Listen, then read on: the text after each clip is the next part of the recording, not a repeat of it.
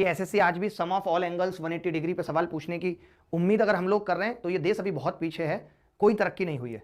मतलब इतनी चिंदीगिरी, जहां एक बच्चा ग्रेजुएट होकर आ रहा है, आप उससे इस तरीके के सवाल पूछ रहे हो और आप सोच रहे हो कि हम इंस्पेक्टर बना देंगे, उसको एमईए की पोस्ट दे देंगे, फिर आप कहते हो कि सरकारी संस्थान में काम नहीं होता। काम होगा क्या? जब बच्चे को पता चल जाएगा कि इस तरीके के सिंपल सवाल पूछे जाएंगे तो वो मेहनत नहीं करेगा। मेहनत करने से तो उसको आप ही रोक रहे हो। आप कम से कम 25 सवाल ढंग के पूछो तो अगले साल वाला बच्चा अपने आप की तैयारी तो उस लेवल की करता है, उसको मेहनत करना तो आती है, वो तो आप उससे करवा ही नहीं रहे। फिर आप उम्मीद करते हैं कि सरकारी डिपार्टमेंट बहुत अच्छे से चले, खाक अच्छे से चलेंगे। आप पूछ क्या रहे हो? इससे सही सवाल तो आप एमटीएस में पूछ लेते हो क्योंकि आपको लगता है वो मल्टी टैलेंटेड सर्विस है। एलडीसी में पूछ लेते हो क्योंकि आपको लगता है वो लॉर्ड डिप्टी कमिश्नर है।